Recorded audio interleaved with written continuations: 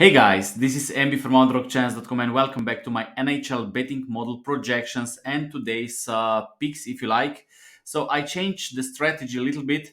I will be less selective. As I said many times, NHL is not my strongest sport.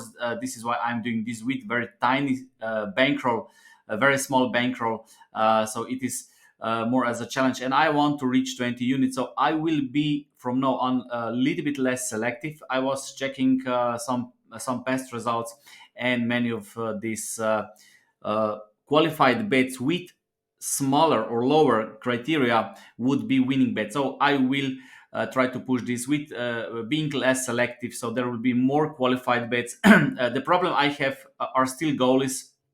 For example, I will give you one example here. Toronto Maple Leafs against Columbus Blue Jackets.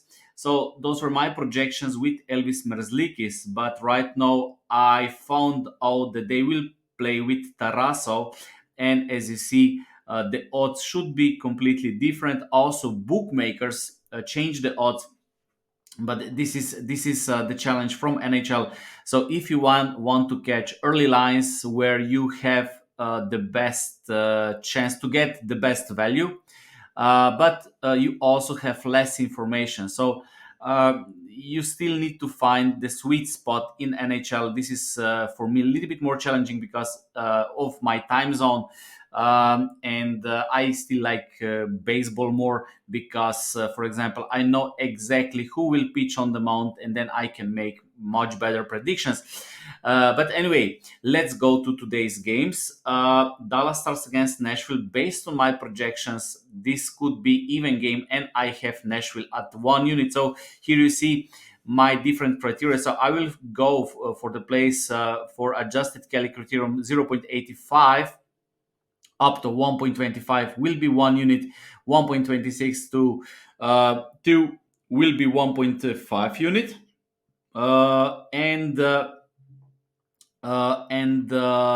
bigger place above 2, I will go with 2 units. Okay, K2 not qualified.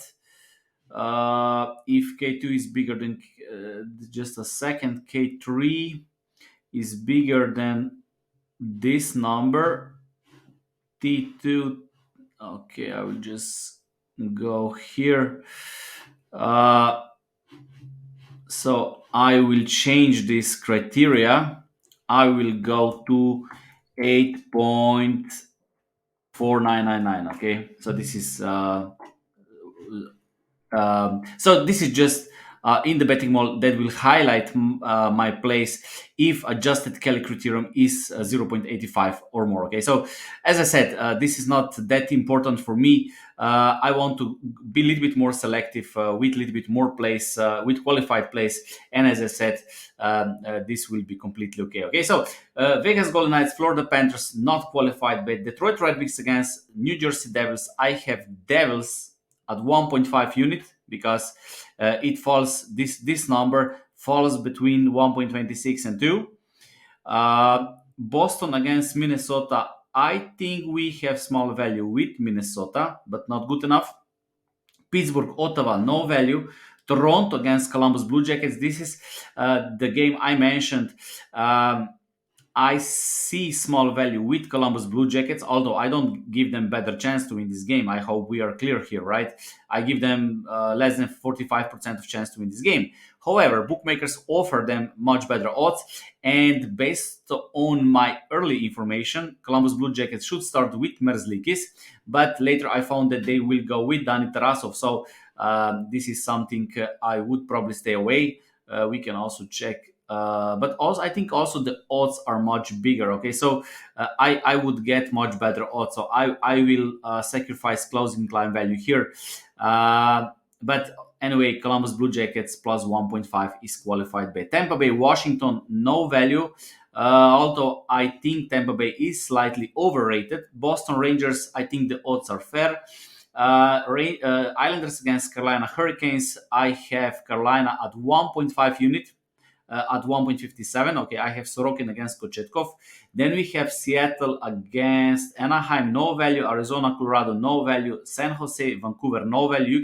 You can see probabilities here. This is the most important information, not picks. Okay, picks are bullshit. Okay, the most important information you can get from any handicapper is projected probabilities and projected spreads, because with this he will tell you what is the fair price or what is his price. Okay, because for you then this can be a play or no play, because it depends where you live, when you bet, what is your price on the betting market, a lot of other factors. Okay, uh, amateurs on the other side, they're always looking for picks and winners. The question for an amateur is who will win the game, on who I need to bet, so they don't care about the price. Serious bettors, serious traders, serious investors, they always care only about the price. So the numbers, the probabilities in sports betting, the price of the stocks on the market, when to buy, when to sell, which price, how much to invest. This is the real game. They are not into what should I buy when they trade. It is always about the value. It can be, I don't know, Apple. It can be whatever. They are looking to find the value, not the game they like. Okay. I'm talking about trading, right? But of course, if you invest, this is a little bit different story again, because usually the best way is to invest, if you're not expert, into world's economy or maybe tech stocks, in the story that you believe. But this is completely another story, because we are more like active traders in sports betting, because you actively do analysis, you actively do daily actions, you actively bet on sports, you actively check the lines, you actively check the probabilities, the prices on the market, and this is something you do all the time.